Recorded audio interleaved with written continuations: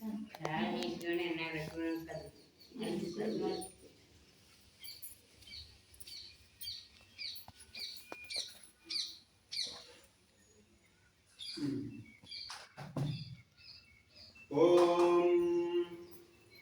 சர்வேஸ்வரி போற்றி போற்றி பராசக்தியே போற்றி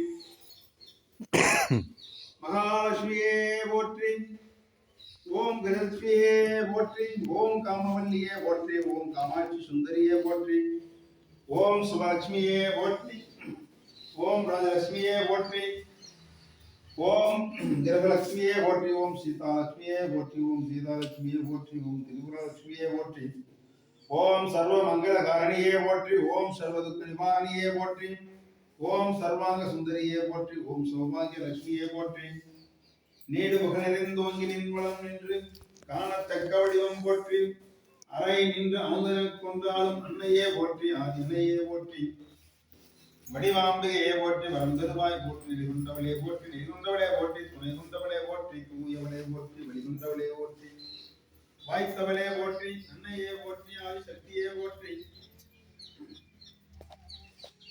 ஓம் சௌபாகிய ஜனனிய நம ஓம் மாத்ரேய ஓம் மங்களயாய நம ஓம் மாணவர்யாய நம ஓம் மகாகீர்த்தி பிரசாதினிய நம ஓம் மகாபாகிய புண்ணியாய நம ஓம்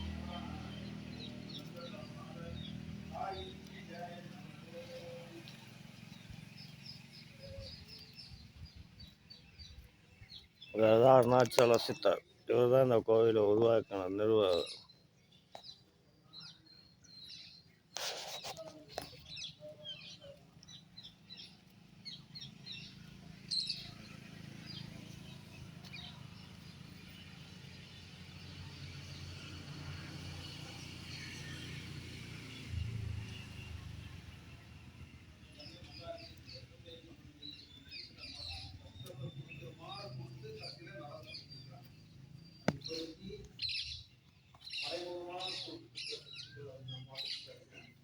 எல்லாருக்கும் நம்ம ஒரு கஷ்டத்தின் மூலமா ஒரு உங்களை கொடுப்பாங்க. பார்த்தா கஷ்டமா தெரியும், கஷ்டம் வெற்றி அடையும் போது தான் தெரியும் எப்படி நமக்கே தெரியாம நடக்கும். நடந்ததுக்கு முன்னாடிதான் அது பார்த்தா இந்த அம்மா கொடுத்த மாதிரி தெரியாது, அந்த அம்மா கொடுத்த வெற்றி. இங்கேயும் பரிபூர்ணமா நடந்துட்டு இருக்குது, வெளியே மற்றவங்க இதுல கலந்துட்டு இருக்கிறவங்களுக்கு பரிபூர்ணமா நடக்குது. நடக்கும், நடக்கலனாலும் நடக்கும். காலத்துக்காக காத்துட்டு இருப்பாங்க, காலம் வரவங்க ஆட்டோமேட்டிக்கா நடத்தி இருப்பாங்க. அதனால இது சிறப்பா நம்ம சரியா நம்ம கொண்டு போனோம்னா சரியா நடக்கும், எந்த தப்பும் வராது. இந்த ரைட் போடுங்க.